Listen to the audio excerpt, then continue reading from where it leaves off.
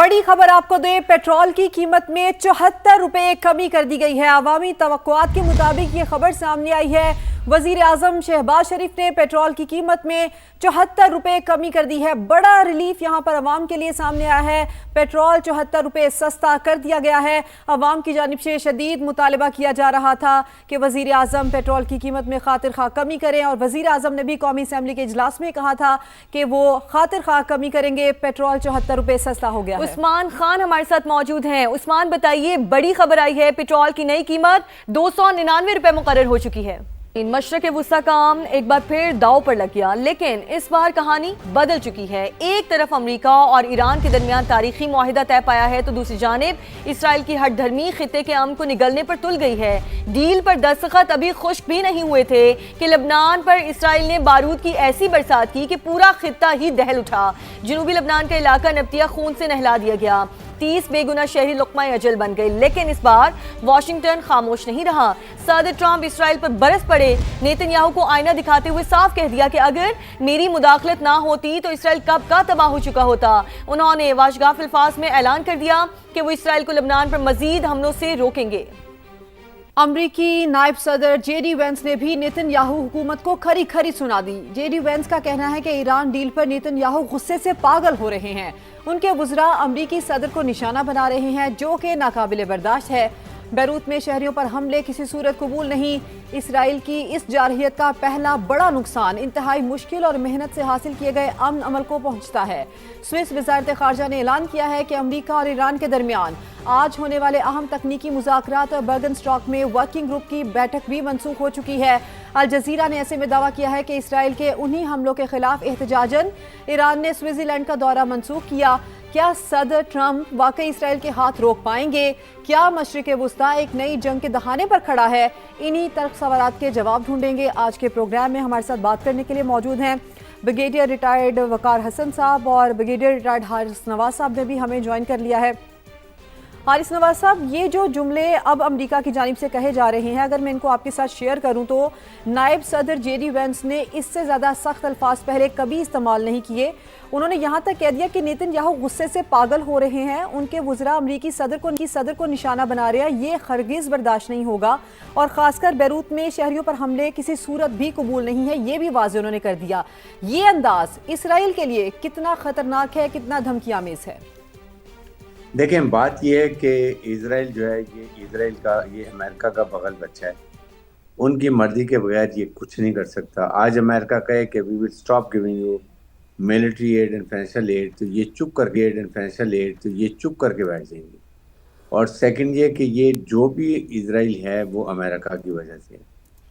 जितना weapon ammunition F-35 aircraft दुनिया में किसी के पास नहीं है सिवाय इजराइल के, और हर जगह पर उनको वो सपोर्ट किया जाता है out of the way. Even America में ये मशहूर है कि ट्रम्प ने ये वॉर इजराइल के कहने पे की, उनकी बातों में आ गए, और यहाँ तक कि 7 दिन में हम इसको सब तबाह ख़त्म कर देंगे। ये इजराइल ने उनको पिक्चर पेंटिंग की, and he went for it and then he had to feel embarrassed. और इसलिए अब आप देखें तो जिस तरीके से वो स्पॉइलर का रोल अदा कर रहा है, बिकॉज उसके अज़ाइम जो हैं वो ये हैं कि किसी तरीके से भी जो ईरान है इसको बिल्कुल टोटली मिलिटरीली ज़ीरो कर दिया जाए। न्यूक्लियर कैपेबिलिटी तो ख़त्म कर ही रहे हैं, इसराइल कैपेसिटी, ड्रोन्स उसकी कैपेसिटी, और उसके साथ रिजीम चेंज। वहाँ पर मर्जी की इजराइल की हुकूमत हो, वो आके इजराइल को रिकगनाइज करे, ताकि उसको हमेशा के लिए, जब वो ये ग्रेटर इजराइल के लिए मिडिल ईस्ट की तरफ जाता है, तो पीछे से उसको कोई थ्रेट ना हो, ना ईरान का हो, ना उसकी जो इसके प्रॉक्सीज हैं लाइक हिजबुल्लाह, हमास और हूती, उनका ना हो। ये उसका डिज़ाइन पूरा नहीं हो सका, जो उसने पूरी कोशिश कर ली।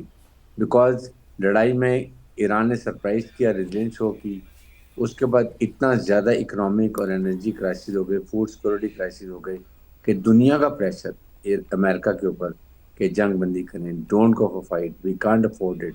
अगर और 40-50 दिन लड़ाई रहती तो it would have been economic catastrophe, जिसकी वजह से उनको ये आज मुआहदा करना पड़ा है।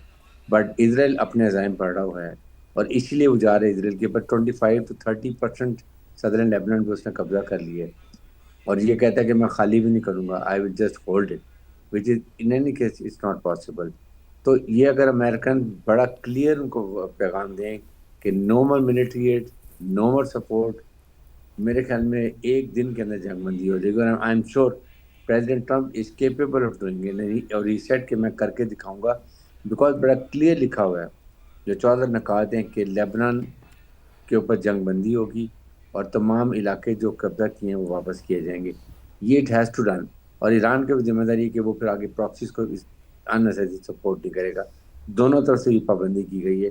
تو میرے خیال میں دس از واٹ اٹ از. یہ ایران اسرائیل کا عزائم ہیں.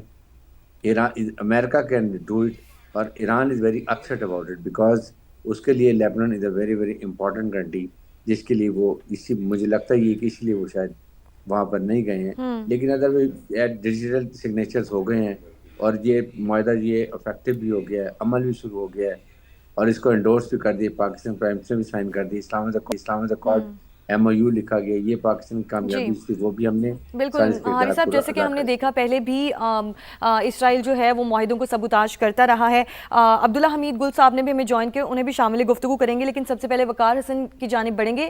وقار صاحب کہیے گا، امریکہ ایران کے مذاکرات اچانک ملتوی بھی ہوئے، لبنان کے علاقے نبطیہ پر حملہ کیا گیا، جان بوجھ کر کہیں یہ معاہدہ سبوتاژ تو نہیں کیا گیا؟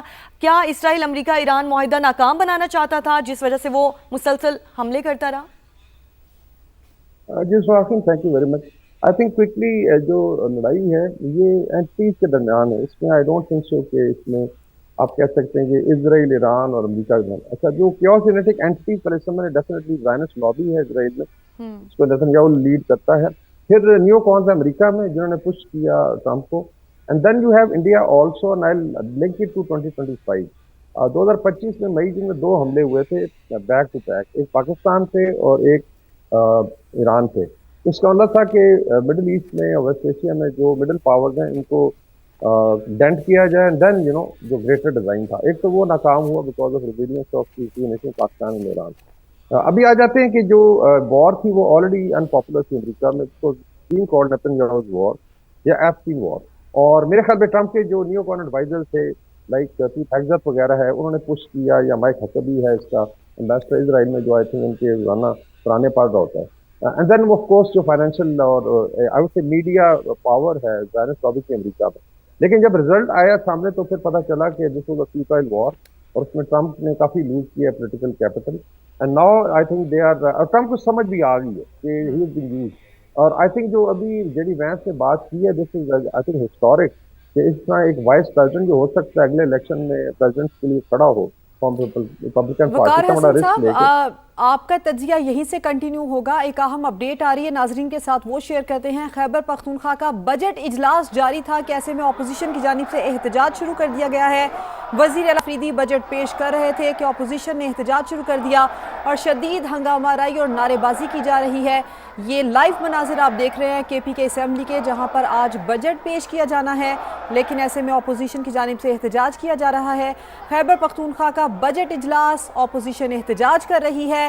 ایوان میں بجٹ نامنظور کے نعرے لگ رہے ہیں، جبکہ مناظر میں آپ دیکھ سکتے ہیں کہ وزیر اعلیٰ KP کے سہیل آفریدی یہاں پر بیٹھے ہیں. انہوں نے بجٹ اناؤنس کرنا تھا، بجٹ تقریر شروع کرنی تھی، لیکن اس سے پہلے ہی اپوزیشن شدید احتجاج کر رہی ہے. شور شرابہ کیا جا رہا ہے، ہنگامہ آرائی کی جا رہی ہے، نعرے بازی بھی یہاں پر سنائی دے رہی ہے. بجٹ نامنظور کے نعرے لگائے جا رہے ہیں. خیبر پختونخوا کا بجٹ اجلاس اس وقت جاری ہے.